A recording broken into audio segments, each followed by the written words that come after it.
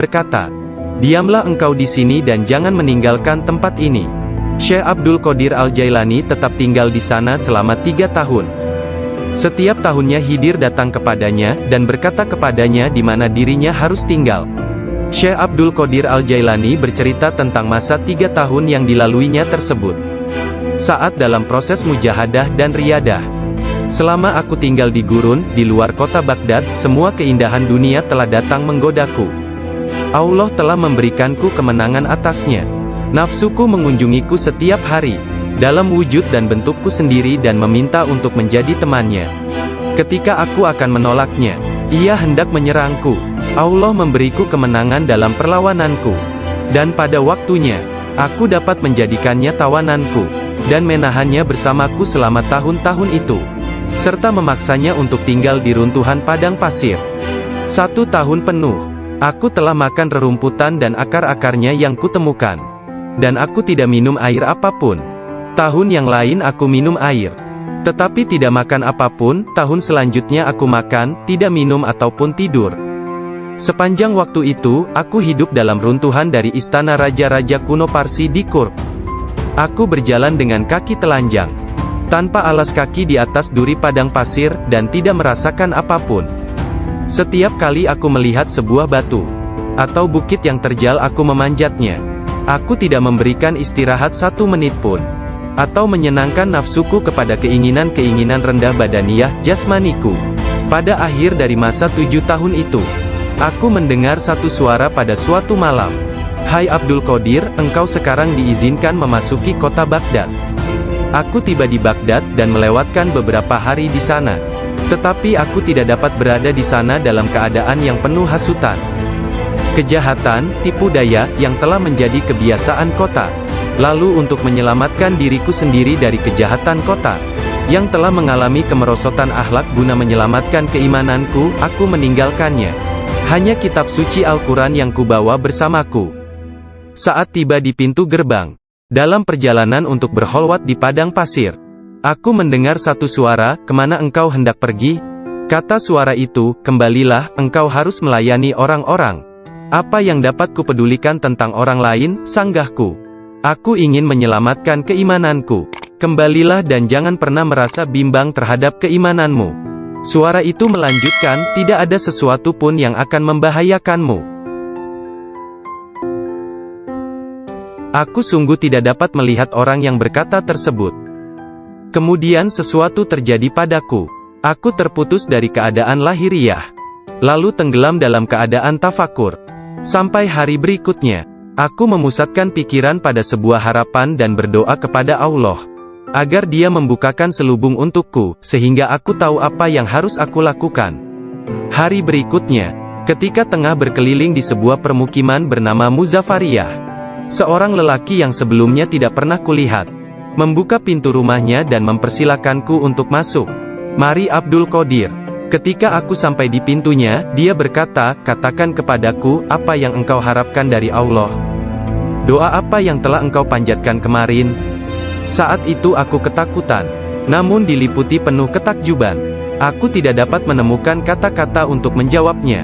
Lelaki itu memandang ke wajahku, dan menghempaskan pintu dengan kasar, hingga membuat debu yang berkumpul di sekelilingku terbang menutupi seluruh tubuhku. Aku berjalan pergi sambil mempertanyakan apa yang telah kuminta dari Allah sehari sebelumnya. Kemudian ingatlah aku. Aku segera balik arah untuk kembali, dan mengatakan kepada lelaki tersebut. Tetapi aku tidak dapat menemukannya, baik rumah ataupun dirinya. Aku sangat bimbang, ketika menyadari bahwa dia adalah seorang yang dekat kepada Allah Ta'ala. Sungguh, akhirnya aku mengetahui, beliau adalah Syekh Hamad Ad-Dabas yang telah menjadi guruku.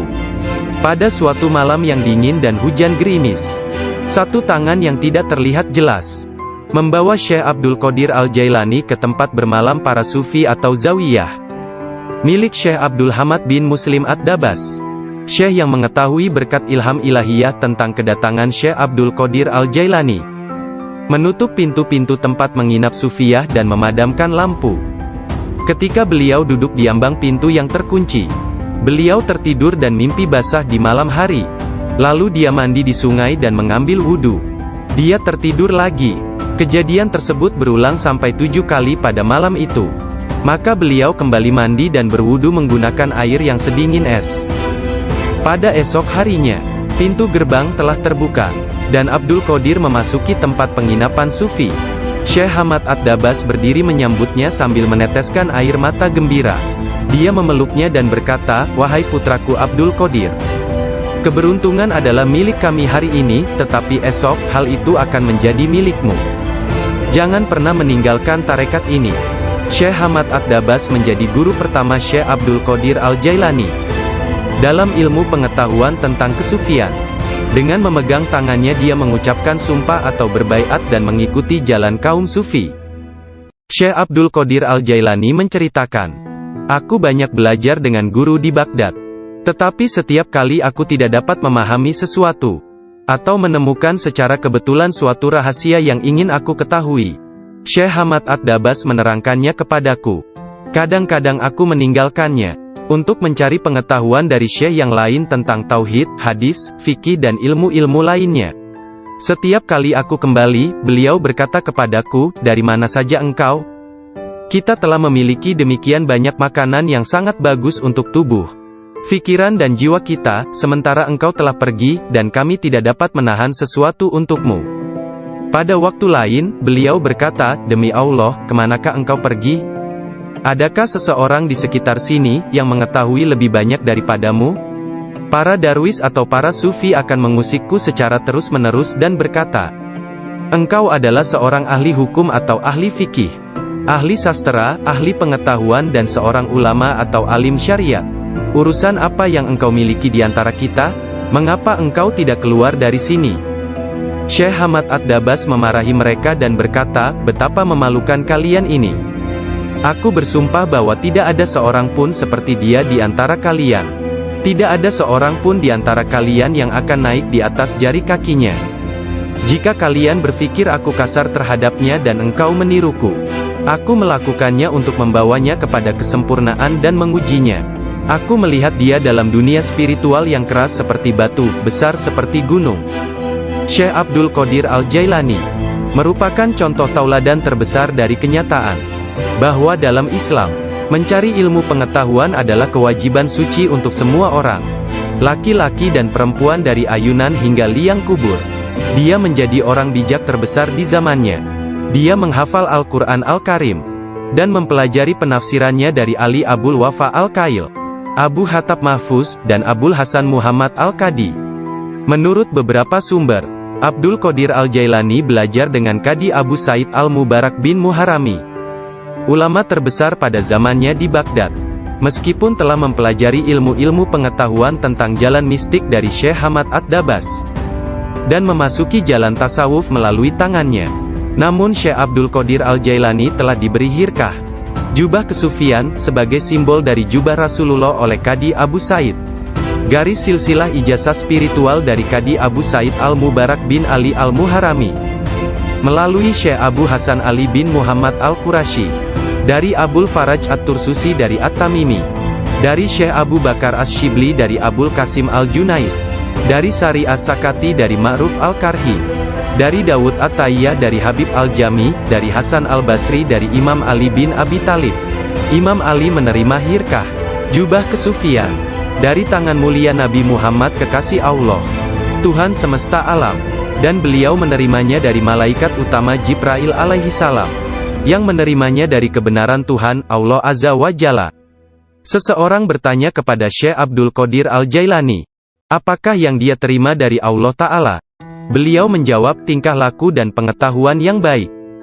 Qadi Abu Said Al-Muharrami berkata, sesungguhnya Abdul Qadir Al-Jailani menerima hirkah dari tanganku, tetapi aku juga menerima hirkah dari tangannya. Qadi Abu Said Al-Muharrami mengajar di sebuah madrasah miliknya sendiri, di Babul Az di Baghdad. Kemudian dia memberikan madrasah tersebut kepada Syekh Abdul Qadir Al-Jailani, yang mulai mengajar di sana. Syekh Abdul Qadir Al-Jailani telah berusia 50 tahun lebih pada waktu itu. Kata-kata dan ucapannya mempesona dan menakjubkan, sehingga menggugah hati orang-orang yang mendengarnya. Para murid dan jemaahnya semakin berkembang pesat dalam jumlah yang banyak, sehingga tidak ada tempat baik di dalam ataupun di sekitar madrasah tersebut, untuk menampung para pengikutnya. Syekh Abdul Qadir Al-Jailani berkata mengenai permulaan mengajarnya. Pada suatu pagi aku melihat Rasulullah, beliau bertanya kepadaku, "Mengapa engkau tidak berbicara?" Aku berkata, "Aku adalah orang Persia, bagaimana aku dapat berbicara dengan bahasa Arab yang indah dari Baghdad?"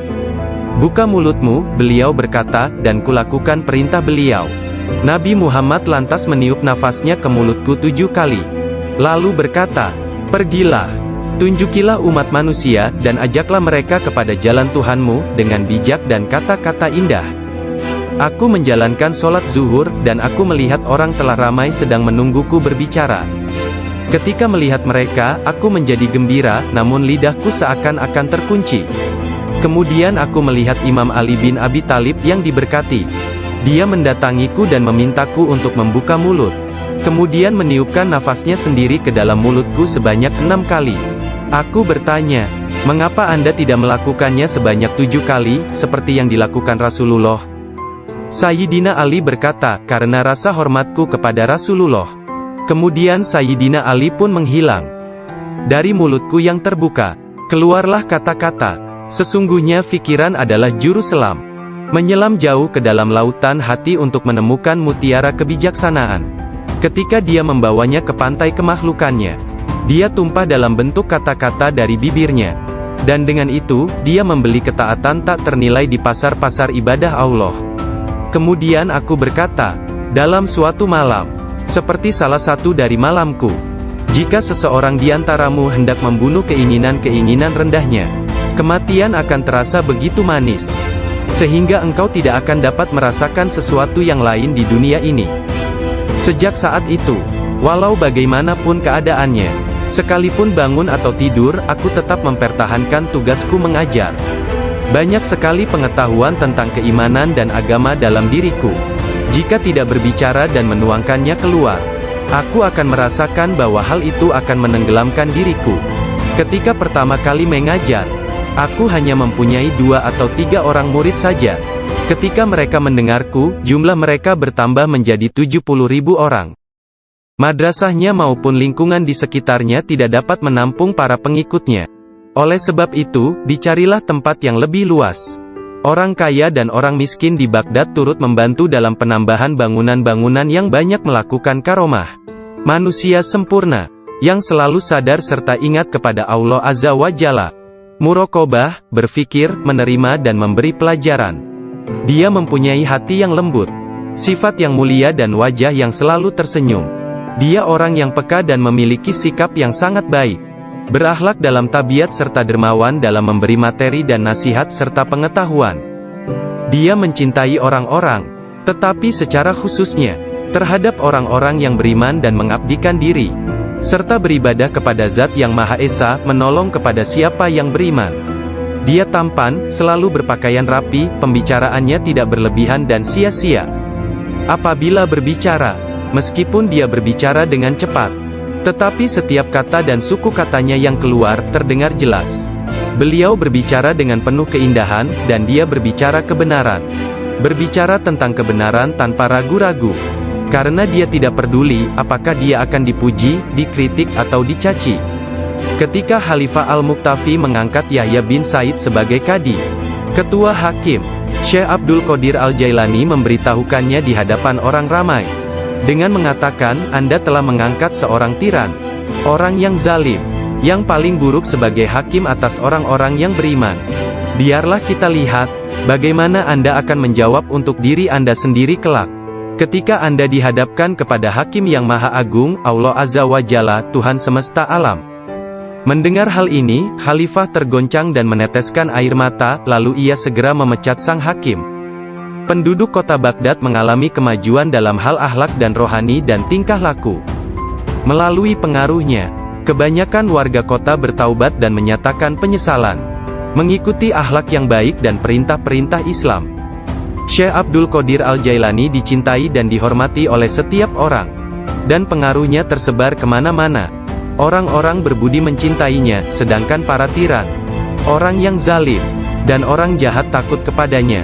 Banyak orang termasuk para raja, menteri dan orang-orang bijak datang kepadanya untuk menanyakan persoalan-persoalan dan mencari penyelesaiannya. Bahkan banyak orang Yahudi dan Nasrani menerima Islam melaluinya.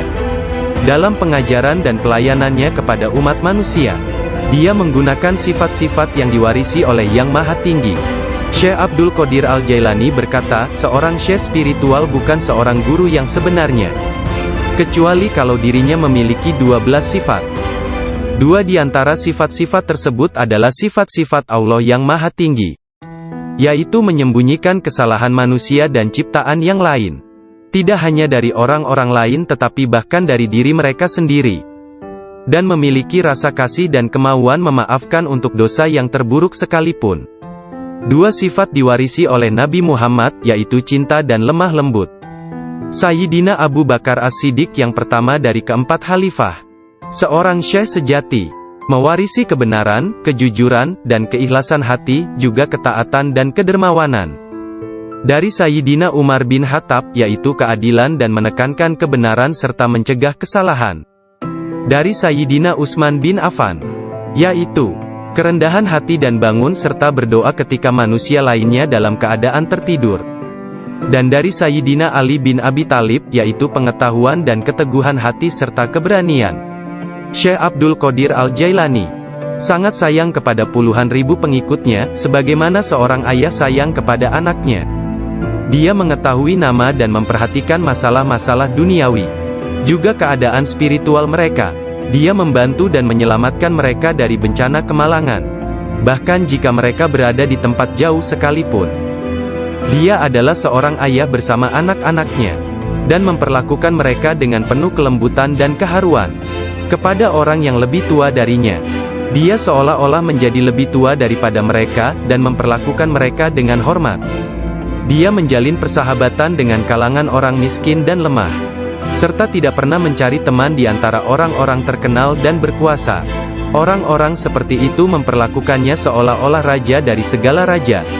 Salah seorang dari anak lelaki pembantunya menceritakan bahwa ayahnya, Muhammad bin Al-Haidir, melayani Syekh Abdul Qadir Al-Jailani selama 13 tahun. Dirinya tidak pernah melihat seekor lalat hinggap pada dirinya, dan tidak pula dia pernah melihat membuang ingus di halayak ramai. Meskipun Tuan Syekh memperlakukan kaum lemah dan miskin dengan rasa hormat yang besar, pembantunya tidak pernah melihatnya berdiri ketika para sultan datang mengunjunginya, dan tidak pula dia mengunjungi mereka, atau dia tidak memakan makanan mereka kecuali sekali. Ketika seorang raja datang berkunjung kepadanya, dia meninggalkan ruang jamuan, dan datang kembali setelah raja dan pesta jamuannya selesai, sehingga mereka akan menyambutnya dengan berdiri. Ketika dia menulis surat kepada khalifah, khalifah mengatakan bahwa Syekh Abdul Qadir Al-Jailani memerintahkannya untuk melakukan ini atau itu, dan bahwa hal itu merupakan kewajiban bagi khalifah untuk mentaatinya, karena dia adalah pemimpin mereka. Apabila khalifah menerima surat seperti itu, dia akan mencium surat itu sebelum dia membacanya dan berkata, Syekh Abdul Qadir Al-Jailani benar. Sesungguhnya dia mengatakan kebenaran. Abu Hasan, salah seorang hakim agung pada masa itu, menceritakan, aku mendengar Khalifah Al-Muqtafi berkata kepada menterinya Ibnu Hubaira, Syekh Abdul Qadir Al-Jailani mentertawakanku. Dan hal itu amat jelas bagi orang-orang di sekitarnya, bahwa yang dia maksudkan adalah aku. Dilaporkan kepadaku, bahwa dia menunjukkan sebuah pohon kurma di kebunnya dan berkata, engkau lebih baik bekerja, jangan bepergian terlalu jauh, atau aku akan memenggal kepalamu. Sekarang kamu, wahai Ibnu Hubaira, pergi dan berbicaralah kepadanya seorang diri dan katakan, Anda jangan mengejek dan mengancam khalifah. Anda harus tahu bahwa kedudukan khalifah adalah suci dan harus dihormati. Sang menteri Ibnu Hubaira pun pergi kepada Syekh Abdul Qadir Al-Jailani, dan melihatnya sedang berkumpul dengan kerumunan orang ramai. Dalam pembicaraannya pada satu pokok, tiba-tiba Syekh Abdul Qadir menyatakan, sesungguhnya aku akan memenggal kepalanya juga. Sang menteri merasa bahwa yang Syekh maksudkan adalah dia. Sang menteri pun ketakutan. Dia pun melarikan diri, dan mengisahkan apa yang terjadi terhadap dirinya kepada khalifah. Mendengar kisahnya, sang khalifah meneteskan air mata dan berkata, Sungguh, Syekh Abdul Qadir Al-Jailani adalah orang yang hebat. Lalu, Khalifah pergi sendiri menemui Syekh. Pada pertemuan tersebut, Syekh memberinya banyak nasihat, dan Khalifah tak bisa membendung air matanya dan terus menangis. Meskipun sangat belas kasihan, dan memiliki pribadi dan sikap yang sangat baik, lemah lembut dan mencintai, menepati janji, adil dan keras dalam pengadilannya, Syekh Abdul Qadir Al-Jailani tidak pernah memperlihatkan kemarahan. Apabila kesalahan tersebut hanya menyangkut pribadinya, tetapi sesuatu kesalahan yang dilakukan terhadap keimanan dan agama, dia akan marah besar dan memberi hukuman yang berat. Syekh Abu Najib As-Surawardi menceritakan, pada tahun 523 Hijriyah, aku bersama Syekh Hamad, guru Syekh Abdul Qadir Al-Jailani yang juga hadir. Ketika itu Syekh Abdul Qadir Al-Jailani membuat pernyataan keras. Mendengar itu, Syekh Hamad berkata kepadanya, "Wahai Abdul Qadir, engkau berbicara terlalu angkuh. Aku khawatir Allah tidak ridha kepadamu." Syekh Abdul Qadir Al-Jailani meletakkan tangannya di atas dada Syekh Hamad lalu berkata, "Lihat telapak tanganku dengan mata hati, dan berkata lagi, dan katakan kepadaku, apa yang tertulis di atasnya?" Ketika Syekh Hamad tidak dapat mengatakannya, Syekh Abdul Qadir Al-Jailani mengangkat tangan dari dada Syekh Hamad, dan memperlihatkan tangan tersebut kepadanya. Di atasnya tertulis tulisan bercahaya, yakni, dia menerima 70 janji dari Allah, bahwa dia tidak akan pernah dikecewakan. Syekh Hamad melihatnya. Dia berkata, tidak akan pernah ada yang mampu keberatan pada orang yang diberkati dengan janji ilahiyah seperti itu. Tidak ada seorang pun dapat berkeberatan kepadanya. Allah Ta'ala memberkati siapa saja yang dia kehendaki di antara hamba-hambanya. Syekh Abdul Qadir Al-Jailani sering berkata, tidak ada seorang pun di antara muridku akan mati, sebelum mereka taubat penuh penyesalan. Mereka semua akan mati sebagai hamba-hamba Allah yang beriman. Masing-masing di antara pengikutku akan menyelamatkan 7 orang saudaranya yang berdosa dari api neraka. Seandainya jauh di barat sana, kemaluan salah seorang dari pengikutku tersingkap secara tiba-tiba karena kecerobohannya, kami, meskipun berada jauh di timur, akan menutupinya sebelum seseorang dapat melihatnya. Aku telah diberi sebuah kitab, yaitu sebuah kitab yang panjangnya sejauh mata memandang, berisi semua nama orang yang akan mengikutiku hingga akhir zaman. Dengan berkat Allah Ta'ala, kami akan menyelamatkan mereka semua. Semua orang yang mengikatkan diri mereka kepada Syekh Abdul Qadir Al-Jailani senantiasa damai dan bergembira. Seseorang bertanya kepada Syekh Abdul Qadir Al-Jailani, Anda tahu kedudukan para pengikut Anda yang soleh, dan apa yang menanti mereka di akhirat? Akan tetapi, bagaimana tentang mereka yang buruk? Beliau menjawab, orang-orang yang soleh sayang kepadaku dan aku menyayanginya, demi menyelamatkan mereka yang buruk. Seorang wanita muda menjadi pengikut Syekh Abdul Qadir Al-Jailani yang tinggal di Sri Lanka. Pada suatu hari, dia diserang di sebuah tempat yang sepi oleh seorang lelaki yang hendak memperkosanya. Dalam keadaan tidak berdaya, dia berteriak, "Selamatkan aku, wahai Syekhku Abdul Qadir Al-Jailani." Saat itu, Syekh Abdul Qadir Al-Jailani sedang mengambil wudhu di Baghdad.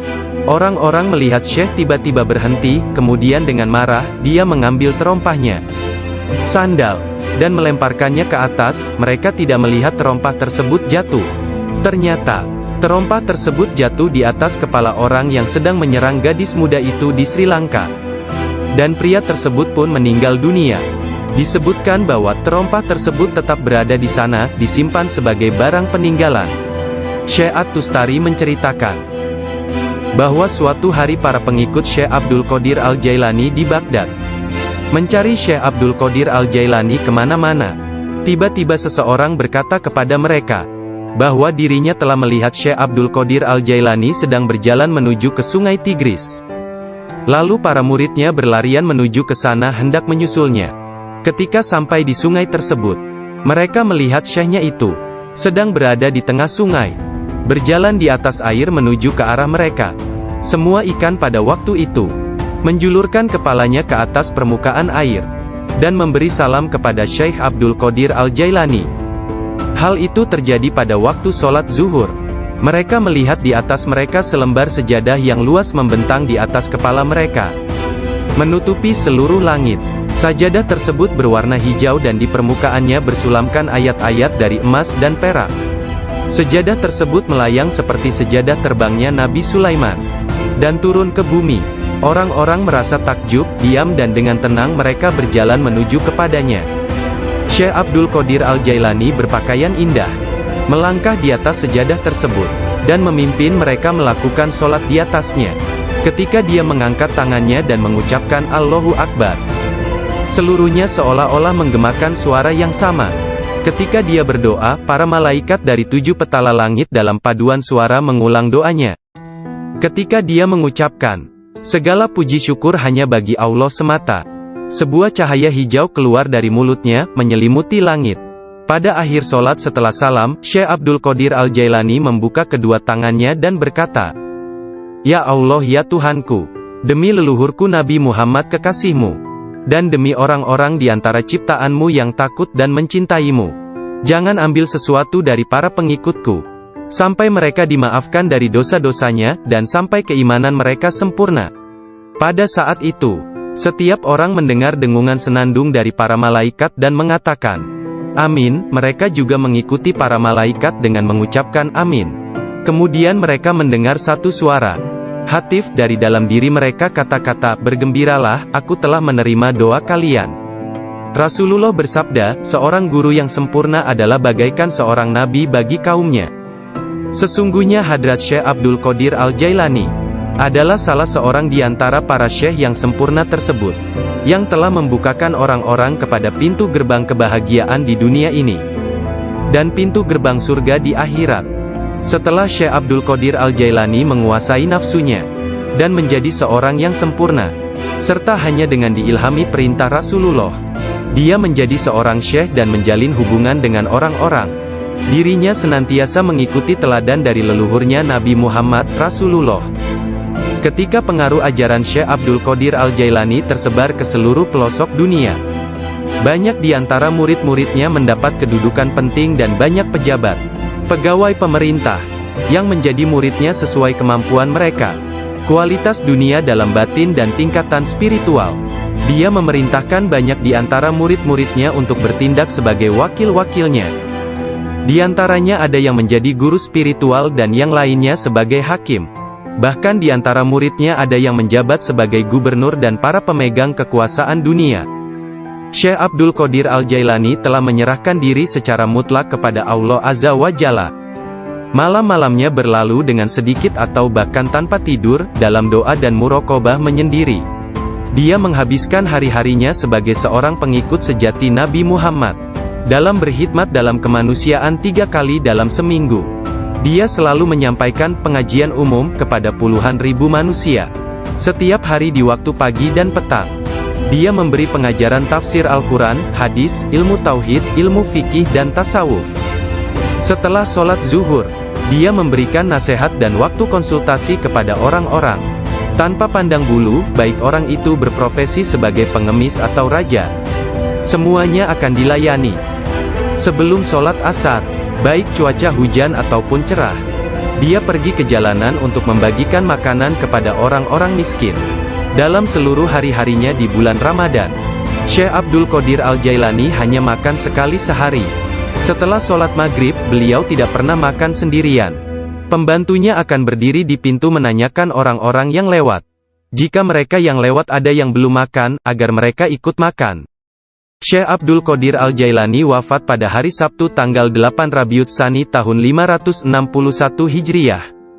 1166 Masehi, pada usia 91 tahun. Makamnya yang berada di Madrasah Babut Darajah di kota Baghdad, Irak, menjadi tempat penting dari kunjungan para penziarah kaum sufi dan semua muslim. Ketika mengidap penyakit yang mengantarkannya pada kewafatannya itu, salah seorang anak lelakinya yaitu Abdul Aziz melihat bahwa dia menderita sakit yang luar biasa, meregang dan menggulingkan tubuh di tempat tidurnya. Jangan mencemaskanku, Syekh berkata kepada putranya. Aku berbalik dan berbalik lagi dalam pengetahuan Allah Azza wa Jalla. Ketika anak lelakinya yang lain, yakni Abdul Jabbar, bertanya kepadanya tentang rasa sakitnya, dia berkata, semua tubuhku terasa sakit kecuali hatiku. Tidak ada rasa sakit di sini karena hati ini bersama Allah. Anak lelakinya yang lain, yaitu Abdul Wahab, berkata kepadanya, "Berilah aku beberapa nasihat tentang apa yang harus dilakukan setelah engkau meninggalkan dunia ini." Dia berkata, "Takutlah kepada Allah dan tiada sesuatu pun yang lain. Berharaplah dari Allah dan percayakan seluruh kebutuhanmu kepadanya. Tidak mengharap dan menginginkan apapun kecuali Dia. Menyandarkan diri kepada Allah dan tidak kepada sesuatu yang lain. Bersatu dengannya, bersatu dengannya, bersatu dengannya." Sebelum meninggal dunia, Syekh Abdul Qadir Al-Jailani melihat sekeliling dan berkata kepada orang-orang yang hadir, "Telah datang di hadapanku selain kalian. Makhluk lain yang kalian tidak melihatnya telah datang kepadaku. Persiapkan ruangan dan berlaku sopan santunlah kepada mereka, yakni menghormati kehadiran para malaikat yang tidak dapat dilihat. Aku adalah biji tanpa kulit. Kalian melihatku bersama kalian. Sementara aku dengan seseorang yang lain, sebaiknya kalian meninggalkanku sekarang." Kemudian dia berkata, "Wahai malaikat pencabut nyawa, aku tidak takut kepadamu, tidak juga kepada sesuatu pun yang lain. Kecuali hanya kepada Allah, yang telah menemaniku dan bermurah hati kepadaku." Pada saat terakhir, dia mengangkat tangan dan berkata, "Tiada Tuhan selain Allah dan Muhammad adalah Rasul-Nya. Kemuliaan hanya bagi Allah yang Maha Agung, yang hidup abadi. Kemuliaan hanya milik-Nya, yang Maha Kuasa, yang menguasai hamba-hambanya dengan kematian." Kemudian dia mengeluarkan seruan yang keras dan berkata, "Allah, Allah, Allah." Dan ruhnya yang mulia serta diberkati meninggalkan jasadnya. Maka wafatlah kekasih Allah menghadap keharibaan. Nama lengkap Syekh Abdul Qadir Al-Jailani berikut nasab dari pihak ayah adalah Abu Muhammad Abdul Qadir bin Abu Sahih Musa bin Janka Dausat, Janki Doasti, bin Abdullah, bin Yahya Az-Zahid bin Muhammad bin Dawud, bin Musa bin Abdullah bin Musa Al-Juni bin Abdullah bin Al-Mahdi, bin Hasan Al-Musana bin Hasan bin Ali bin Abi Talib dan Fatimah Az-Zahra. Silsilah nasab Syekh Abdul Qadir Al-Jailani bersambung kepada Nabi Muhammad Rasulullah.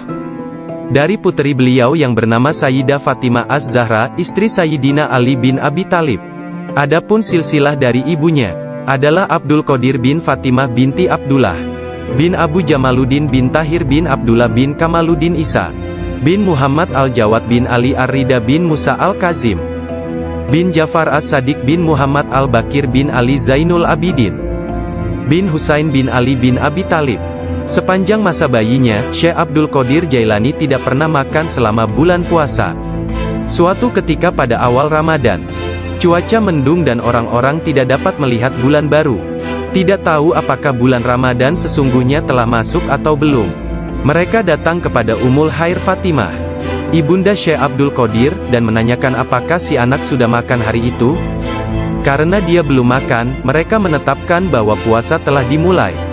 Abdul Qadir Al-Jailani menceritakan, "Ketika kecil, setiap hari aku selalu didatangi seorang malaikat dalam bentuk pemuda tampan. Dia berjalan bersamaku dari rumah ke madrasah, dan membuat anak-anak lain di dalam kelas memberiku tempat di barisan pertama. Dia tinggal bersamaku sepanjang hari dan kemudian membawaku pulang ke rumah. Dalam sehari, aku belajar lebih banyak daripada murid lain yang belajar dalam satu minggu. Awalnya aku tidak tahu siapa dia. Suatu hari, aku bertanya kepadanya, dan dia berkata, 'Aku salah satu malaikat Allah. Dia mengirim dan memerintahku untuk bersamamu selama engkau belajar.' Beliau kembali menceritakan mengenai masa kanak-kanaknya. Dia berkata, 'Setiap kali ingin pergi bermain dengan anak-anak lain, aku mendengar satu suara berkata, "Datanglah kepadaku sebagai gantinya, wahai orang yang diberkati. Datanglah kepadaku." Dalam keadaan ketakutan, aku pergi dan mencari ketenangan di balik lengan ibuku. Sekarang, bahkan dalam ketaatan penuh dan halwat yang panjang, aku tidak dapat mendengar dengan jelas suara tersebut." Ketika Abdul Qadir Al-Jailani ditanya oleh seseorang, apa kuncinya yang membawa dirinya pada tingkatan spiritual yang tinggi, beliau berkata, "Kejujuran yang telah aku janjikan kepada ibuku." Abdul Qadir Al-Jailani menceritakannya sebagai berikut. "Suatu hari, malam Aidul Adha, aku pergi ke ladang kami untuk membantu menggarap tanah. Semasa aku berjalan di belakang lembu jantan, dia memalingkan kepalanya dan memandangku seraya berkata, 'Engkau tidak diciptakan untuk pekerjaan ini.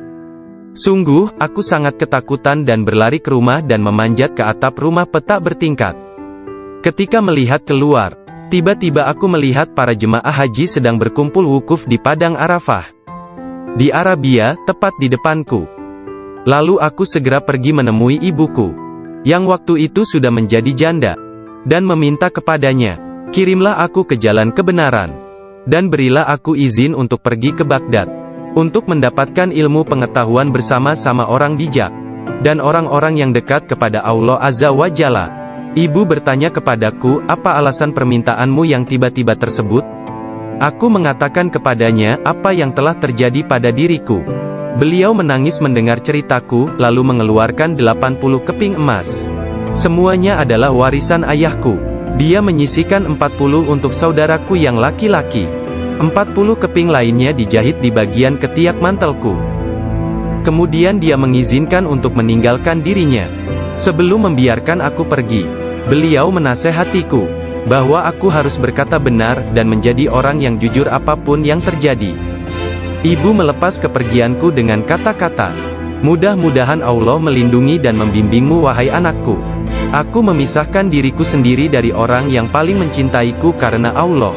Aku tahu bahwa aku tidak akan dapat melihatmu sampai hari pengadilan terakhir tiba. Aku bergabung dengan sebuah kafilah yang pergi ke Baghdad.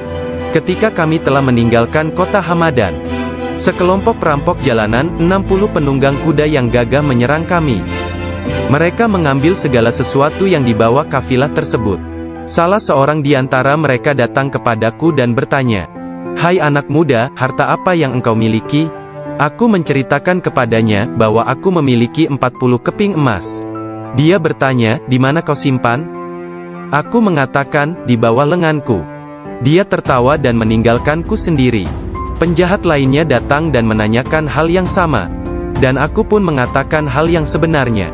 Dia juga meninggalkanku sendirian.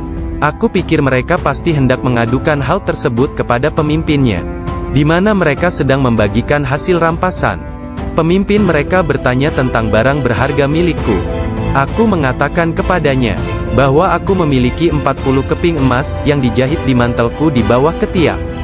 Pemimpin perampok lalu mengambil mantelku dan merobek di bagian lengannya, dan menemukan emas tersebut. Kemudian dia menatap takjub kepadaku dan berkata, "Uangmu telah aman. Apa yang membuatmu untuk menceritakan kepada kami bahwa engkau memilikinya, dan memberitahukan tempat di mana engkau menyembunyikannya?" Aku menjawab, "Aku harus mengatakan yang benar dalam keadaan apapun juga, sebagaimana yang telah aku janjikan kepada ibuku." Ketika kepala perampok mendengar hal itu, ia menitiskan air mata dan berkata, "Aku telah mengingkari janjiku kepada siapa yang telah menciptakanku. Aku mencuri dan membunuh. Apa yang akan terjadi padaku?" Kemudian anak buahnya memandangnya sambil berkata, "Engkau telah menjadi pemimpin kami selama bertahun-tahun dalam perbuatan dosa ini. Sekarang juga engkau tetap menjadi pemimpin kami dalam..." Dia bertanya, "Di mana kau simpan?" Aku mengatakan, "Di bawah lenganku." Dia tertawa dan meninggalkanku sendiri. Penjahat lainnya datang dan menanyakan hal yang sama, dan aku pun mengatakan hal yang sebenarnya. Dia juga meninggalkanku sendirian. Aku pikir mereka pasti hendak mengadukan hal tersebut kepada pemimpinnya, di mana mereka sedang membagikan hasil rampasan. Pemimpin mereka bertanya tentang barang berharga milikku. Aku mengatakan kepadanya, bahwa aku memiliki 40 keping emas, yang dijahit di mantelku di bawah ketiak. Pemimpin perampok lalu mengambil mantelku dan merobek di bagian lengannya, dan menemukan emas tersebut. Kemudian dia menatap takjub kepadaku dan berkata, "Uangmu telah aman. Apa yang membuatmu untuk menceritakan kepada kami bahwa engkau memilikinya, dan memberitahukan tempat di mana engkau menyembunyikannya?" Aku menjawab, "Aku harus mengatakan yang benar dalam keadaan apapun juga, sebagaimana yang telah aku janjikan kepada ibuku." Ketika kepala perampok mendengar hal itu, ia menitiskan air mata dan berkata, "Aku telah mengingkari janjiku kepada siapa yang telah menciptakanku. Aku mencuri dan membunuh. Apa yang akan terjadi padaku?" Kemudian anak buahnya memandangnya sambil berkata, "Engkau telah menjadi pemimpin kami selama bertahun-tahun dalam perbuatan dosa ini. Sekarang juga engkau tetap menjadi pemimpin kami dalam penyesalan." Ke-60 orang itu memegang tanganku. dan menyatakan penyesalannya serta keinginannya untuk mengubah jalan mereka. Mereka merupakan orang pertama yang memegang tanganku, dan mendapatkan ampunan untuk dosa-dosa mereka. Ketika Syekh Abdul Qadir Al-Jailani tiba di Baghdad, beliau berusia 18 tahun. Tatkala dia mencapai pintu gerbang kota, Nabi Khidir muncul dan menghalanginya untuk memasuki kota. Nabi Khidir berkata kepadanya, bahwasanya hal itu ia lakukan atas perintah Allah, agar ia tidak memasuki kota Baghdad hingga 7 tahun ke depan. Nabi Khidir membawanya ke sebuah runtuhan di gurun pasir dan berkata, "Diamlah engkau di sini dan jangan meninggalkan tempat ini." Syekh Abdul Qadir Al-Jailani tetap tinggal di sana selama 3 tahun. Setiap tahunnya Khidir datang kepadanya, dan berkata kepadanya di mana dirinya harus tinggal. Syekh Abdul Qadir Al-Jailani bercerita tentang masa 3 tahun yang dilaluinya tersebut. Saat dalam proses mujahadah dan riyadah.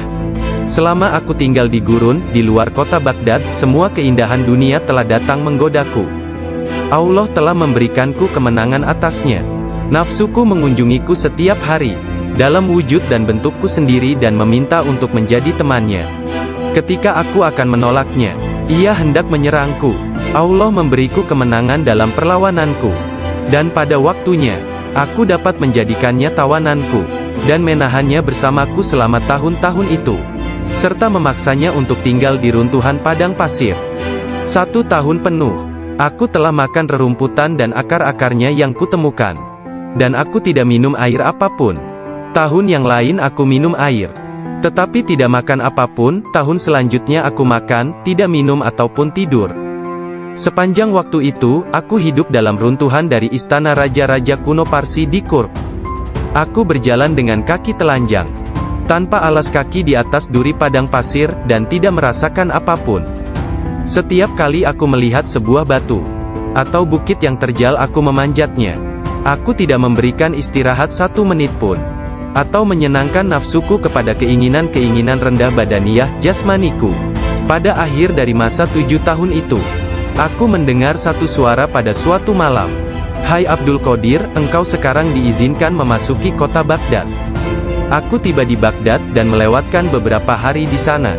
Tetapi aku tidak dapat berada di sana dalam keadaan yang penuh hasutan, kejahatan, tipu daya, yang telah menjadi kebiasaan kota. Lalu untuk menyelamatkan diriku sendiri dari kejahatan kota, yang telah mengalami kemerosotan akhlak, guna menyelamatkan keimananku, aku meninggalkannya. Hanya kitab suci Al-Quran yang kubawa bersamaku. Saat tiba di pintu gerbang, dalam perjalanan untuk berkholwat di padang pasir, aku mendengar satu suara, "Kemana engkau hendak pergi?" Kata suara itu, "Kembalilah, engkau harus melayani orang-orang. Apa yang dapat kupedulikan tentang orang lain?" Sanggahku. "Aku ingin menyelamatkan keimananku. Kembalilah dan jangan pernah merasa bimbang terhadap keimananmu." Suara itu melanjutkan, "Tidak ada sesuatu pun yang akan membahayakanmu." Aku sungguh tidak dapat melihat orang yang berkata tersebut. Kemudian sesuatu terjadi padaku. Aku terputus dari keadaan lahiriah, lalu tenggelam dalam keadaan tafakur. Sampai hari berikutnya, aku memusatkan pikiran pada sebuah harapan dan berdoa kepada Allah, agar Dia membukakan selubung untukku, sehingga aku tahu apa yang harus aku lakukan.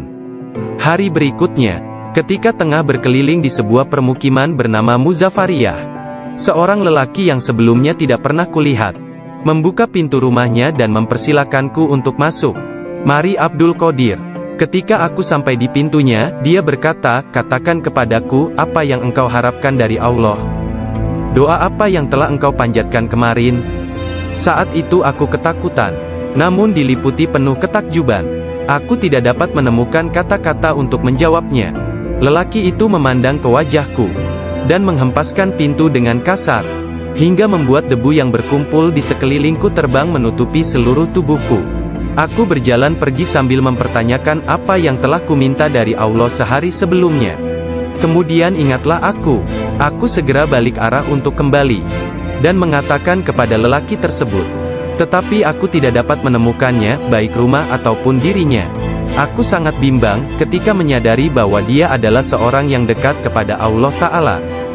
Sungguh, akhirnya aku mengetahui, beliau adalah Syekh Hamad Ad-Dabas yang telah menjadi guruku. Pada suatu malam yang dingin dan hujan gerimis, satu tangan yang tidak terlihat jelas membawa Syekh Abdul Qadir Al-Jailani ke tempat bermalam para sufi atau zawiyah milik Syekh Abdul Hamad bin Muslim Ad-Dabas. Syekh yang mengetahui berkat ilham ilahiyah tentang kedatangan Syekh Abdul Qadir Al-Jailani menutup pintu-pintu tempat menginap sufiyah dan memadamkan lampu. Ketika beliau duduk di ambang pintu yang terkunci, beliau tertidur dan mimpi basah di malam hari. Lalu dia mandi di sungai dan mengambil wudhu. Dia tertidur lagi. Kejadian tersebut berulang sampai 7 kali pada malam itu. Maka beliau kembali mandi dan berwudhu menggunakan air yang sedingin es. Pada esok harinya, pintu gerbang telah terbuka, dan Abdul Qadir memasuki tempat penginapan sufi. Syekh Hamad Ad-Dabas berdiri menyambutnya sambil meneteskan air mata gembira. Dia memeluknya dan berkata, "Wahai putraku Abdul Qadir, keberuntungan adalah milik kami hari ini, tetapi esok, hal itu akan menjadi milikmu. Jangan pernah meninggalkan tarekat ini." Syekh Hamad Ad-Dabas menjadi guru pertama Syekh Abdul Qadir Al-Jailani dalam ilmu pengetahuan tentang kesufian. Dengan memegang tangannya dia mengucapkan sumpah atau berbaiat dan mengikuti jalan kaum sufi. Syekh Abdul Qadir Al-Jailani menceritakan, "Aku banyak belajar dengan guru di Baghdad. Tetapi setiap kali aku tidak dapat memahami sesuatu, atau menemukan secara kebetulan suatu rahasia yang ingin aku ketahui, Syekh Hamad Ad-Dabas menerangkannya kepadaku. Kadang-kadang aku meninggalkannya, untuk mencari pengetahuan dari syekh yang lain tentang tauhid, hadis, fikih dan ilmu-ilmu lainnya. Setiap kali aku kembali, beliau berkata kepadaku, 'Dari mana saja engkau?' Kita telah memiliki demikian banyak makanan yang sangat bagus untuk tubuh, pikiran dan jiwa kita, sementara engkau telah pergi, dan kami tidak dapat menahan sesuatu untukmu." Pada waktu lain, beliau berkata, "Demi Allah, kemanakah engkau pergi? Adakah seseorang di sekitar sini, yang mengetahui lebih banyak daripadamu?" Para darwis atau para sufi akan mengusikku secara terus-menerus dan berkata, "Engkau adalah seorang ahli hukum atau ahli fikih, ahli sastra, ahli pengetahuan dan seorang ulama atau alim syariat. Urusan apa yang engkau miliki di antara kita? Mengapa engkau tidak keluar dari sini?" Syekh Hamad Ad-Dabas memarahi mereka dan berkata, "Betapa memalukan kalian ini. Aku bersumpah bahwa tidak ada seorang pun seperti dia di antara kalian. Tidak ada seorang pun di antara kalian yang akan naik di atas jari kakinya. Jika kalian berpikir aku kasar terhadapnya dan engkau meniruku, aku melakukannya untuk membawanya kepada kesempurnaan dan mengujinya. Aku melihat dia dalam dunia spiritual yang keras seperti batu, besar seperti gunung." Syekh Abdul Qadir Al-Jailani merupakan contoh tauladan terbesar dari kenyataan bahwa dalam Islam, mencari ilmu pengetahuan adalah kewajiban suci untuk semua orang, laki-laki dan perempuan dari ayunan hingga liang kubur. Dia menjadi orang bijak terbesar di zamannya. Dia menghafal Al-Quran Al-Karim, dan mempelajari penafsirannya dari Ali Abul Wafa Al-Kail, Abu Hatab Mahfuz, dan Abul Hasan Muhammad Al-Qadi. Menurut beberapa sumber, Abdul Qadir Al-Jailani belajar dengan Qadi Abu Said Al-Mubarak bin Muharrami, ulama terbesar pada zamannya di Baghdad. Meskipun telah mempelajari ilmu-ilmu pengetahuan tentang jalan mistik dari Syekh Hamad Ad-Dabas, dan memasuki jalan tasawuf melalui tangannya, namun Syekh Abdul Qadir Al-Jailani telah diberi hirkah, jubah kesufian, sebagai simbol dari jubah Rasulullah oleh Qadi Abu Said. Garis silsilah ijazah spiritual dari Qadi Abu Said Al-Mubarak bin Ali Al-Muharrami, melalui Syekh Abu Hasan Ali bin Muhammad Al-Qurashi, dari Abul Faraj At-Tursusi dari At-Tamimi, dari Syekh Abu Bakar As-Shibli dari Abul Qasim Al-Junaid, dari Sari As-Sakati dari Ma'ruf Al-Karhi, dari Dawud At-Tayyah dari Habib Al-Jami, dari Hasan Al-Basri dari Imam Ali bin Abi Talib. Imam Ali menerima hirkah, jubah kesufian, dari tangan mulia Nabi Muhammad kekasih Allah, Tuhan semesta alam, dan beliau menerimanya dari malaikat utama Jibril alaihi salam, yang menerimanya dari kebenaran Tuhan, Allah Azza wa Jalla. Seseorang bertanya kepada Syekh Abdul Qadir Al-Jailani, apakah yang dia terima dari Allah Ta'ala? Beliau menjawab, tingkah laku dan pengetahuan yang baik. Qadi Abu Said Al-Muharrami berkata, sesungguhnya Abdul Qadir Al-Jailani menerima hirkah dari tanganku. Tetapi aku juga menerima hirkah dari tangannya. Qadi Abu Said Al-Muharrami mengajar di sebuah madrasah miliknya sendiri, di Babul Az di Baghdad. Kemudian dia memberikan madrasah tersebut kepada Syekh Abdul Qadir Al-Jailani, yang mulai mengajar di sana. Syekh Abdul Qadir Al-Jailani telah berusia 50 tahun lebih pada waktu itu. Kata-kata dan ucapannya mempesona dan menakjubkan, sehingga menggugah hati orang-orang yang mendengarnya. Para murid dan jemaahnya semakin berkembang pesat dalam jumlah yang banyak, sehingga tidak ada tempat, baik di dalam ataupun di sekitar madrasah tersebut, untuk menampung para pengikutnya. Syekh Abdul Qadir Al-Jailani berkata mengenai permulaan mengajarnya. Pada suatu pagi aku melihat Rasulullah, beliau bertanya kepadaku, "Mengapa engkau tidak berbicara?" Aku berkata, "Aku adalah orang Persia, bagaimana aku dapat berbicara dengan bahasa Arab yang indah dari Baghdad?" "Buka mulutmu," beliau berkata, dan kulakukan perintah beliau. Nabi Muhammad lantas meniup nafasnya ke mulutku 7 kali. Lalu berkata, "Pergilah, tunjukilah umat manusia, dan ajaklah mereka kepada jalan Tuhanmu, dengan bijak dan kata-kata indah." Aku menjalankan sholat zuhur, dan aku melihat orang telah ramai sedang menungguku berbicara. Ketika melihat mereka, aku menjadi gembira, namun lidahku seakan-akan terkunci. Kemudian aku melihat Imam Ali bin Abi Thalib yang diberkati. Dia mendatangiku dan memintaku untuk membuka mulut. Kemudian meniupkan nafasnya sendiri ke dalam mulutku sebanyak 6 kali. Aku bertanya, "Mengapa Anda tidak melakukannya sebanyak 7 kali, seperti yang dilakukan Rasulullah?" Sayyidina Ali berkata, "Karena rasa hormatku kepada Rasulullah." Kemudian Sayyidina Ali pun menghilang. Dari mulutku yang terbuka, keluarlah kata-kata, "Sesungguhnya fikiran adalah juru selam, menyelam jauh ke dalam lautan hati untuk menemukan mutiara kebijaksanaan. Ketika dia membawanya ke pantai kemakhlukannya, dia tumpah dalam bentuk kata-kata dari bibirnya. Dan dengan itu, dia membeli ketaatan tak ternilai di pasar-pasar ibadah Allah."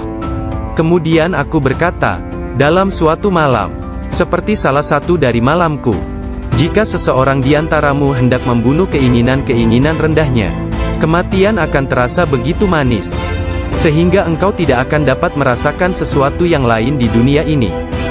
Sejak saat itu, walau bagaimanapun keadaannya, sekalipun bangun atau tidur, aku tetap mempertahankan tugasku mengajar.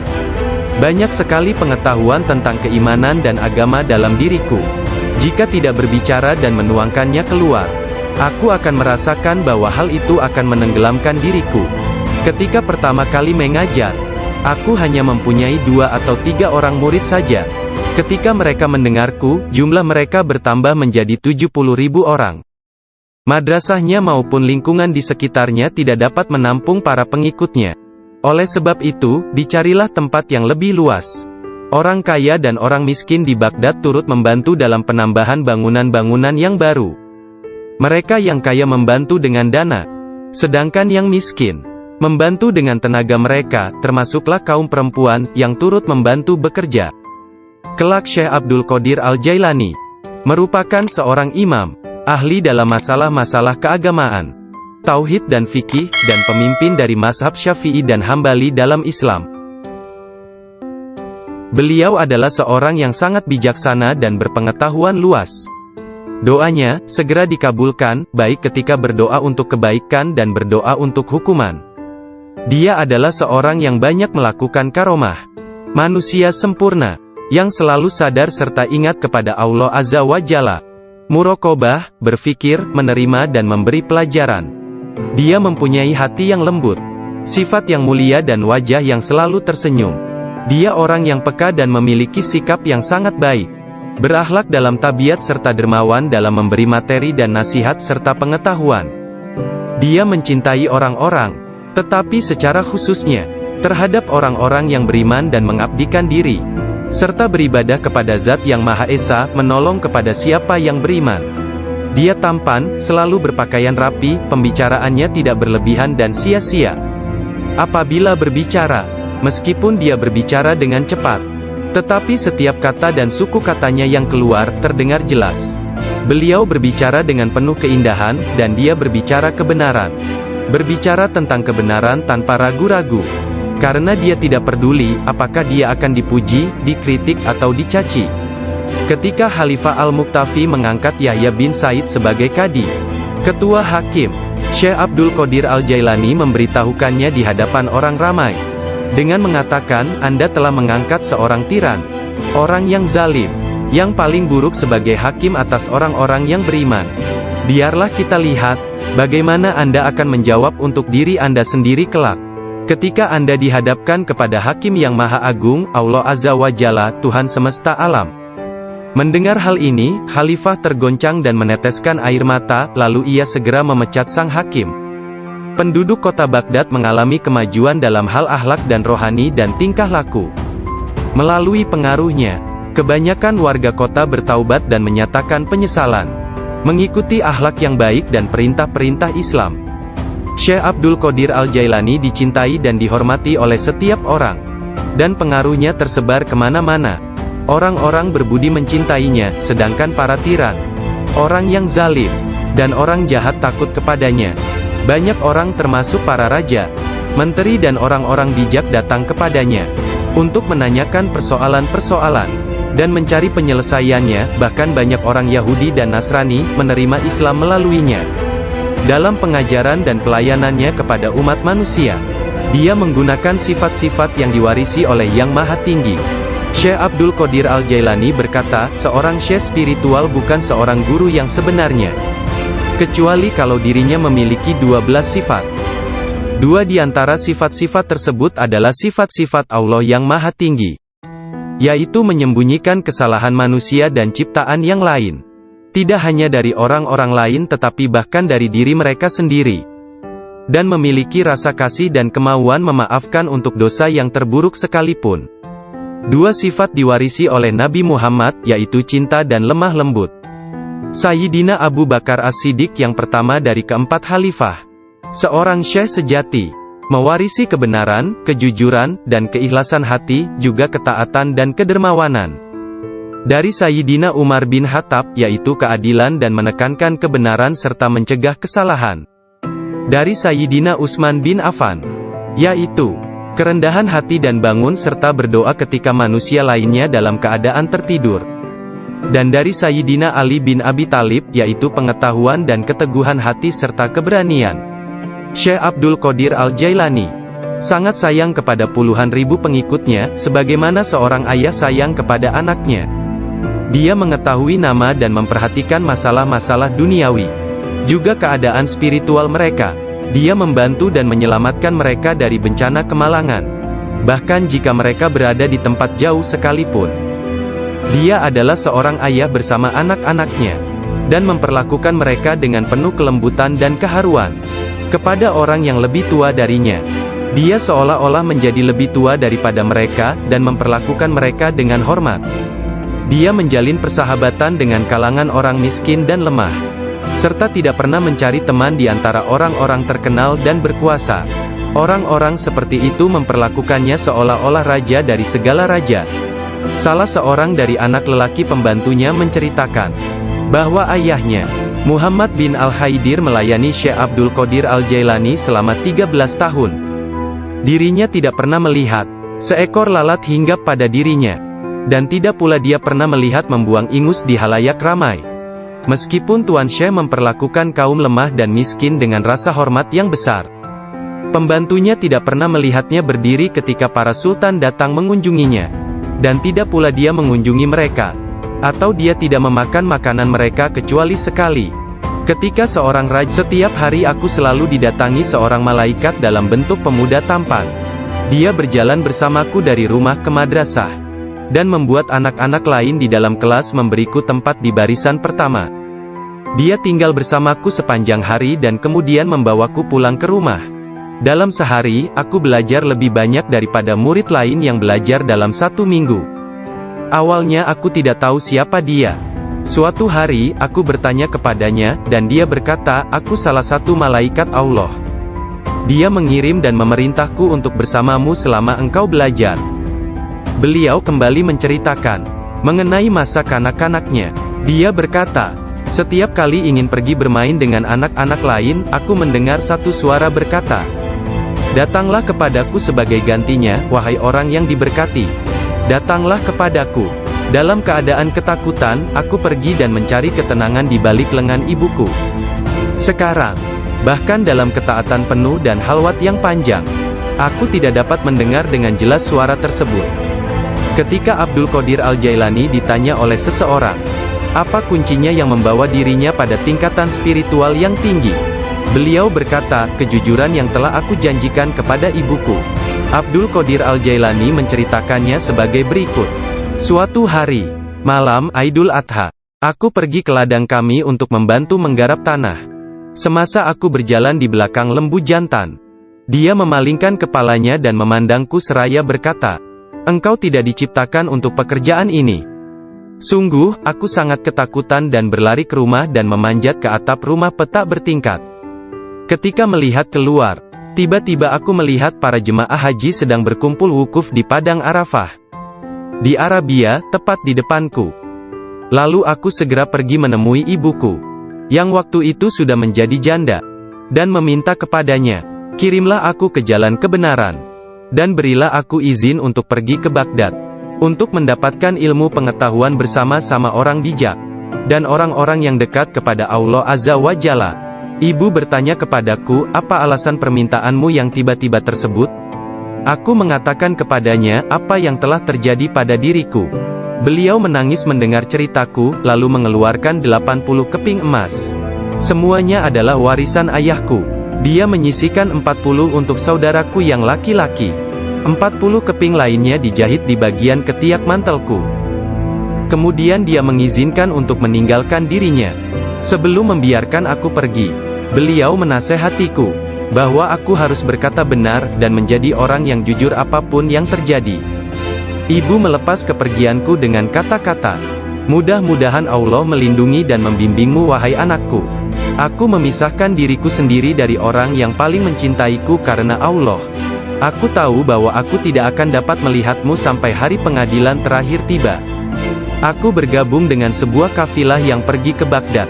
Ketika kami telah meninggalkan kota Hamadan, sekelompok perampok jalanan, 60 penunggang kuda yang gagah menyerang kami.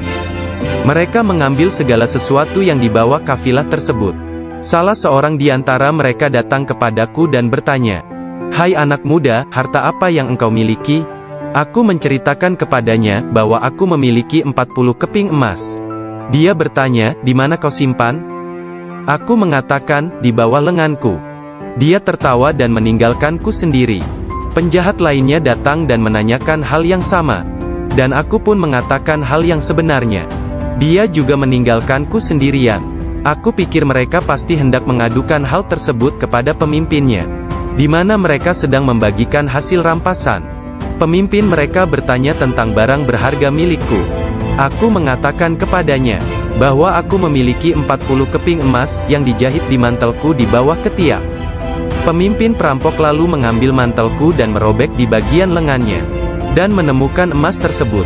Kemudian dia menatap takjub kepadaku dan berkata, uangmu telah aman. Apa yang membuatmu untuk menceritakan kepada kami, bahwa engkau memilikinya, dan memberitahukan tempat di mana engkau menyembunyikannya? Aku menjawab, aku harus mengatakan yang benar dalam keadaan apapun juga, sebagaimana yang telah aku janjikan kepada ibuku. Ketika kepala perampok mendengar hal itu, ia menitiskan air mata dan berkata, aku telah mengingkari janjiku kepada siapa yang telah menciptakanku. Aku mencuri dan membunuh, apa yang akan terjadi padaku? Kemudian anak buahnya memandangnya sambil berkata, engkau telah menjadi pemimpin kami selama bertahun-tahun dalam perbuatan dosa ini. Sekarang juga engkau tetap menjadi pemimpin kami dalam penyesalan. Ke-60 orang itu memegang tanganku, dan menyatakan penyesalannya serta keinginannya untuk mengubah jalan mereka. Mereka merupakan orang pertama yang memegang tanganku, dan mendapatkan ampunan untuk dosa-dosa mereka. Ketika Syekh Abdul Qadir Al-Jailani tiba di Baghdad, beliau berusia 18 tahun. Tatkala dia mencapai pintu gerbang kota, Nabi Khidir muncul dan menghalanginya untuk memasuki kota. Nabi Khidir berkata kepadanya, bahwasanya hal itu ia lakukan atas perintah Allah, agar ia tidak memasuki kota Baghdad hingga 7 tahun ke depan. Nabi Khidir membawanya ke sebuah runtuhan di gurun pasir dan berkata, "Diamlah engkau di sini dan jangan meninggalkan tempat ini." Syekh Abdul Qadir Al-Jailani tetap tinggal di sana selama 3 tahun. Setiap tahunnya Khidir datang kepadanya, dan berkata kepadanya di mana dirinya harus tinggal. Syekh Abdul Qadir Al-Jailani bercerita tentang masa 3 tahun yang dilaluinya tersebut. Saat dalam proses mujahadah dan riyadah. "Selama aku tinggal di gurun, di luar kota Baghdad, semua keindahan dunia telah datang menggodaku. Allah telah memberikanku kemenangan atasnya. Nafsuku mengunjungiku setiap hari, dalam wujud dan bentukku sendiri dan meminta untuk menjadi temannya. Ketika aku akan menolaknya, ia hendak menyerangku. Allah memberiku kemenangan dalam perlawananku. Dan pada waktunya, aku dapat menjadikannya tawananku, dan menahannya bersamaku selama tahun-tahun itu, serta memaksanya untuk tinggal di runtuhan padang pasir. 1 tahun penuh, aku telah makan rerumputan dan akar-akarnya yang kutemukan. Dan aku tidak minum air apapun. Tahun yang lain aku minum air, tetapi tidak makan apapun. Tahun selanjutnya aku makan, tidak minum ataupun tidur. Sepanjang waktu itu, aku hidup dalam runtuhan dari istana raja-raja kuno Parsi di Kurb. Aku berjalan dengan kaki telanjang, tanpa alas kaki di atas duri padang pasir, dan tidak merasakan apapun. Setiap kali aku melihat sebuah batu atau bukit yang terjal, aku memanjatnya. Aku tidak memberikan istirahat 1 menit pun, atau menyenangkan nafsuku kepada keinginan-keinginan rendah badaniah jasmaniku. Pada akhir dari masa 7 tahun itu, aku mendengar satu suara pada suatu malam. "Hai Abdul Qadir, engkau sekarang diizinkan memasuki kota Baghdad." Aku tiba di Baghdad dan melewatkan beberapa hari di sana. Tetapi aku tidak dapat berada di sana dalam keadaan yang penuh hasutan, kejahatan, tipu daya, yang telah menjadi kebiasaan kota. Lalu untuk menyelamatkan diriku sendiri dari kejahatan kota, yang telah mengalami kemerosotan akhlak, guna menyelamatkan keimananku, aku meninggalkannya. Hanya kitab suci Al-Quran yang kubawa bersamaku. Saat tiba di pintu gerbang, dalam perjalanan untuk berkholwat di padang pasir, aku mendengar satu suara, "Kemana engkau hendak pergi?" Kata suara itu, "Kembalilah, engkau harus melayani orang-orang. Apa yang dapat kupedulikan tentang orang lain?" Sanggahku. "Aku ingin menyelamatkan keimananku. Kembalilah dan jangan pernah merasa bimbang terhadap keimananmu." Suara itu melanjutkan, "Tidak ada sesuatu pun yang akan membahayakanmu." Aku sungguh tidak dapat melihat orang yang berkata tersebut. Kemudian sesuatu terjadi padaku. Aku terputus dari keadaan lahiriah, lalu tenggelam dalam keadaan tafakur. Sampai hari berikutnya, aku memusatkan pikiran pada sebuah harapan dan berdoa kepada Allah, agar Dia membukakan selubung untukku, sehingga aku tahu apa yang harus aku lakukan. Hari berikutnya, ketika tengah berkeliling di sebuah permukiman bernama Muzafariyah, seorang lelaki yang sebelumnya tidak pernah kulihat, membuka pintu rumahnya dan mempersilakanku untuk masuk. "Mari Abdul Qadir." Ketika aku sampai di pintunya, dia berkata, "Katakan kepadaku, apa yang engkau harapkan dari Allah? Doa apa yang telah engkau panjatkan kemarin?" Saat itu aku ketakutan, namun diliputi penuh ketakjuban. Aku tidak dapat menemukan kata-kata untuk menjawabnya. Lelaki itu memandang ke wajahku, dan menghempaskan pintu dengan kasar, hingga membuat debu yang berkumpul di sekelilingku terbang menutupi seluruh tubuhku. Aku berjalan pergi sambil mempertanyakan apa yang telah kuminta dari Allah sehari sebelumnya. Kemudian ingatlah aku. Aku segera balik arah untuk kembali, dan mengatakan kepada lelaki tersebut. Tetapi aku tidak dapat menemukannya, baik rumah ataupun dirinya. Aku sangat bimbang, ketika menyadari bahwa dia adalah seorang yang dekat kepada Allah Ta'ala. Sungguh, akhirnya aku mengetahui, beliau adalah Syekh Hamad Ad-Dabas yang telah menjadi guruku. Pada suatu malam yang dingin dan hujan gerimis, satu tangan yang tidak terlihat jelas membawa Syekh Abdul Qadir Al-Jailani ke tempat bermalam para sufi atau zawiyah, milik Syekh Abdul Hamad bin Muslim Ad-Dabas. Syekh yang mengetahui berkat ilham ilahiyah tentang kedatangan Syekh Abdul Qadir Al-Jailani, menutup pintu-pintu tempat menginap sufiyah dan memadamkan lampu.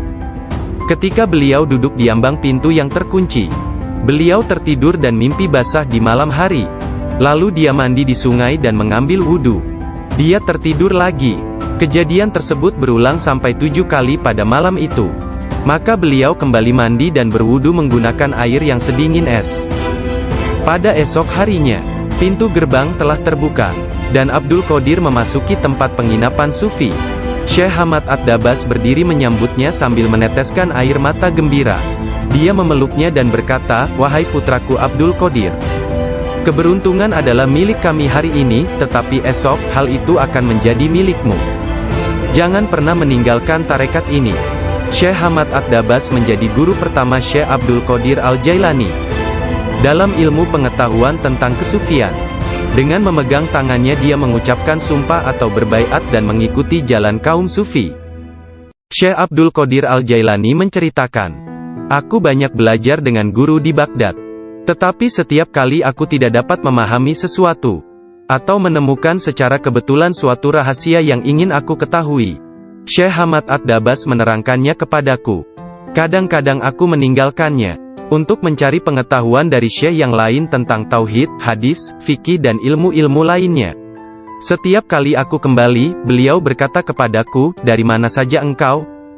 Kita telah memiliki demikian banyak makanan yang sangat bagus untuk tubuh, pikiran dan jiwa kita, sementara engkau telah pergi, dan kami tidak dapat menahan sesuatu untukmu." Pada waktu lain, beliau berkata, "Demi Allah, kemanakah engkau pergi? Adakah seseorang di sekitar sini, yang mengetahui lebih banyak daripadamu?" Para darwis atau para sufi akan mengusikku secara terus-menerus dan berkata, "Engkau adalah seorang ahli hukum atau ahli fikih, ahli sastra, ahli pengetahuan dan seorang ulama atau alim syariat. Urusan apa yang engkau miliki di antara kita? Mengapa engkau tidak keluar dari sini?" Syekh Hamad At-Dabas memarahi mereka dan berkata, "Betapa memalukan kalian ini. Aku bersumpah bahwa tidak ada seorang pun seperti dia di antara kalian. Tidak ada seorang pun di antara kalian yang akan naik di atas jari kakinya. Jika kalian berpikir aku kasar terhadapnya dan engkau meniruku, aku melakukannya untuk membawanya kepada kesempurnaan dan mengujinya. Aku melihat dia dalam dunia spiritual yang keras seperti batu, besar seperti gunung." Syekh Abdul Qadir Al-Jailani merupakan contoh tauladan terbesar dari kenyataan bahwa dalam Islam, mencari ilmu pengetahuan adalah kewajiban suci untuk semua orang, laki-laki dan perempuan dari ayunan hingga liang kubur. Dia menjadi orang bijak terbesar di zamannya. Dia menghafal Al-Quran Al-Karim, dan mempelajari penafsirannya dari Ali Abul Wafa Al-Kail, Abu Hatab Mahfuz, dan Abul Hasan Muhammad Al-Qadi.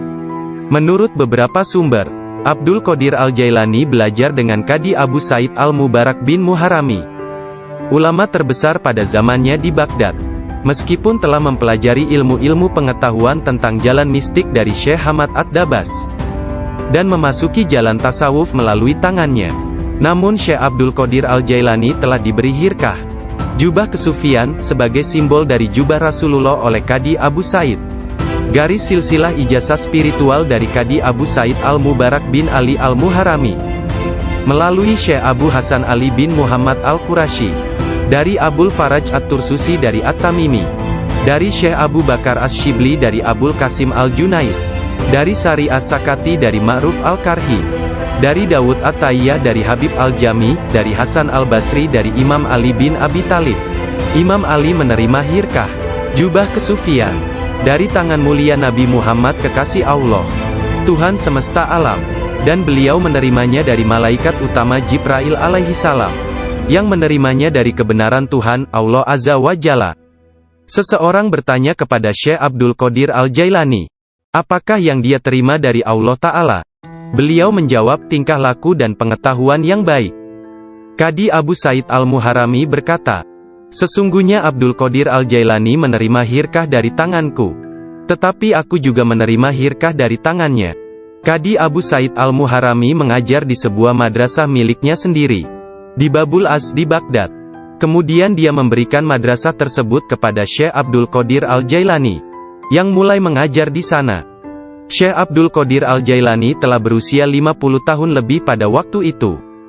Kata-kata dan ucapannya mempesona dan menakjubkan, sehingga menggugah hati orang-orang yang mendengarnya. Para murid dan jemaahnya semakin berkembang pesat dalam jumlah yang banyak, sehingga tidak ada tempat baik di dalam ataupun di sekitar madrasah tersebut, untuk menampung para pengikutnya. Syekh Abdul Qadir Al-Jailani berkata mengenai permulaan mengajarnya. Pada suatu pagi aku melihat Rasulullah, beliau bertanya kepadaku, "Mengapa engkau tidak berbicara?" Aku berkata, "Aku adalah orang Persia, bagaimana aku dapat berbicara dengan bahasa Arab yang indah dari Baghdad?" "Buka mulutmu," beliau berkata, dan kulakukan perintah beliau. Nabi Muhammad lantas meniup nafasnya ke mulutku 7 kali. Lalu berkata, "Pergilah, tunjukilah umat manusia, dan ajaklah mereka kepada jalan Tuhanmu, dengan bijak dan kata-kata indah." Aku menjalankan sholat zuhur, dan aku melihat orang telah ramai sedang menungguku berbicara. Ketika melihat mereka, aku menjadi gembira, namun lidahku seakan-akan terkunci. Kemudian aku melihat Imam Ali bin Abi Thalib yang diberkati. Dia mendatangiku dan memintaku untuk membuka mulut. Kemudian meniupkan nafasnya sendiri ke dalam mulutku sebanyak 6 kali. Aku bertanya, "Mengapa Anda tidak melakukannya sebanyak 7 kali, seperti yang dilakukan Rasulullah?" Sayyidina Ali berkata, "Karena rasa hormatku kepada Rasulullah." Kemudian Sayyidina Ali pun menghilang. Dari mulutku yang terbuka, keluarlah kata-kata, "Sesungguhnya fikiran adalah juru selam. Menyelam jauh ke dalam lautan hati untuk menemukan mutiara kebijaksanaan. Ketika dia membawanya ke pantai kemakhlukannya, dia tumpah dalam bentuk kata-kata dari bibirnya. Dan dengan itu, dia membeli ketaatan tak ternilai di pasar-pasar ibadah Allah."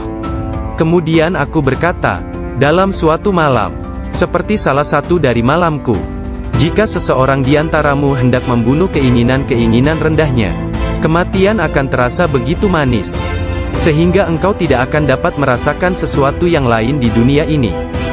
Sejak saat itu, walau bagaimanapun keadaannya, sekalipun bangun atau tidur, aku tetap mempertahankan tugasku mengajar. Banyak sekali pengetahuan tentang keimanan dan agama dalam diriku. Jika tidak berbicara dan menuangkannya keluar, aku akan merasakan bahwa hal itu akan menenggelamkan diriku. Ketika pertama kali mengajar, aku hanya mempunyai 2 atau 3 orang murid saja. Ketika mereka mendengarku, jumlah mereka bertambah menjadi 70.000 orang. Madrasahnya maupun lingkungan di sekitarnya tidak dapat menampung para pengikutnya. Oleh sebab itu, dicarilah tempat yang lebih luas. Orang kaya dan orang miskin di Baghdad turut membantu dalam penambahan bangunan-bangunan yang baru. Mereka yang kaya membantu dengan dana, sedangkan yang miskin membantu dengan tenaga mereka, termasuklah kaum perempuan, yang turut membantu bekerja. Kelak Syekh Abdul Qadir Al-Jailani merupakan seorang imam, ahli dalam masalah-masalah keagamaan, tauhid dan fikih, dan pemimpin dari mazhab Syafi'i dan Hambali dalam Islam. Beliau adalah seorang yang sangat bijaksana dan berpengetahuan luas. Doanya segera dikabulkan, baik ketika berdoa untuk kebaikan dan berdoa untuk hukuman. Dia adalah seorang yang banyak melakukan karomah. Manusia sempurna, yang selalu sadar serta ingat kepada Allah Azza wa Jalla. Muraqabah, berfikir, menerima dan memberi pelajaran. Dia mempunyai hati yang lembut, sifat yang mulia dan wajah yang selalu tersenyum. Dia orang yang peka dan memiliki sikap yang sangat baik. Berakhlak dalam tabiat serta dermawan dalam memberi materi dan nasihat serta pengetahuan. Dia mencintai orang-orang, tetapi secara khususnya, terhadap orang-orang yang beriman dan mengabdikan diri, serta beribadah kepada Zat yang Maha Esa, menolong kepada siapa yang beriman. Dia tampan, selalu berpakaian rapi, pembicaraannya tidak berlebihan dan sia-sia. Apabila berbicara, meskipun dia berbicara dengan cepat, tetapi setiap kata dan suku katanya yang keluar, terdengar jelas. Beliau berbicara dengan penuh keindahan, dan dia berbicara kebenaran. Berbicara tentang kebenaran tanpa ragu-ragu, mengatakan kebenaran. Abu Hasan, salah seorang hakim agung pada masa itu menceritakan, "Aku mendengar Khalifah Al-Muqtafi berkata kepada menterinya Ibnu Hubaira, 'Syekh Abdul Qadir Al-Jailani mentertawakanku.' Dan hal itu amat jelas bagi orang-orang di sekitarnya, bahwa yang dia maksudkan adalah aku. Dilaporkan kepadaku, bahwa dia menunjukkan sebuah pohon kurma di kebunnya dan berkata, 'Engkau lebih baik bekerja, jangan bepergian terlalu jauh, atau aku akan memenggal kepalamu.' Sekarang kamu, wahai Ibnu Hubaira, Pergi dan berbicaralah kepadanya seorang diri dan katakan, Anda jangan mengejek dan mengancam khalifah. Anda harus tahu bahwa kedudukan khalifah adalah suci dan harus dihormati. Sang Menteri Ibnu Hubairah pun pergi kepada Syekh Abdul Qadir Al-Jailani, dan melihatnya sedang berkumpul dengan kerumunan orang ramai.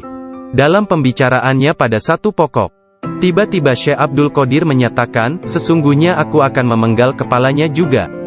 Sang menteri merasa bahwa yang Syekh maksudkan adalah dia. Sang menteri pun